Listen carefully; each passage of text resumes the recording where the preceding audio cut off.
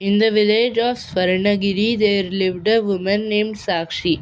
She was a devout follower of the Divine Mother, and she was also a highly spiritual and intuitive woman, and her heart was as pure as the morning light. Sakshi lived a simple life in a small hut, but her generosity was known throughout the village.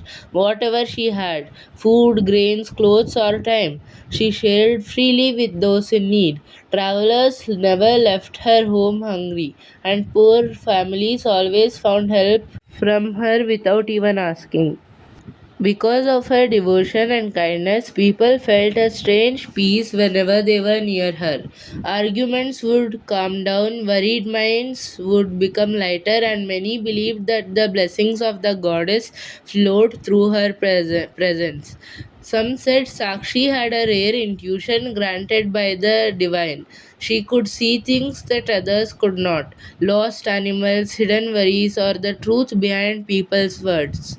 Yet, despite all the respect she received, Sakshi remained humble and gentle, never claiming any special power. She would simply say, "Whatever wisdom I have comes from the grace of Goddess." That is why people of Swarnagiri trusted her not only for guidance but also for her generosity and helping nature. Day by day, she grew famous not only in Swarnagiri but also in the neighboring villages and cities. Everyone who went to Sakshi for guidance returned with satisfaction and gifts to Sakshi and her family. One morning, a worried farmer named Ramu rushed to Sakshi's hut. "My cow is missing," he said anxiously. "I have searched everywhere. Can you help me?" Sakshi closed her eyes for a moment and listened to her inner feeling. Then she gently pointed towards the north direction. "Look there," she said calmly.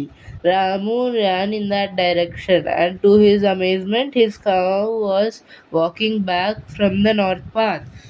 The villagers were amazed by Sakshi's wisdom. But not everyone were happy.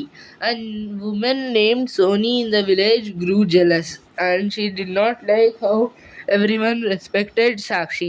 She wanted Sakshi's name and fame all to herself without her putting any effort. And she was a lazy woman. She thought to herself, "I will prove that Sakshi is not special." Soon, a rich family held a wedding in the village center and invited everyone to their wedding. And Sakshi was praised and honored there. And Sony was extremely upset because of this. Sony immediately interrupted the wedding and started shouting that she will prove that Sakshi is just wearing a mask of innocence and purity. She went to the nearby woods and brought a bunny there, and she held it behind her back. And then she asked Sakshi that what was she holding. Sakshi replied, "A bunny." And then she asked her if it was dead or alive. Sakshi replied that the bunny was dead. And then Sony revealed that the bunny was actually alive, and the bunny hopped out of her hand. And then, when the villagers questioned Sakshi, she replied, "If I said that it was alive, then she would have killed it right there. If one of my lie is going to save a life, then I am ready to save 1,000 lies." And everyone around there started to praise Sakshi even more, and they were all getting angry on Sony. And Sony felt scared, and she also felt guilty at her heart. And Sony fell to her knees and apologized to Sakshi.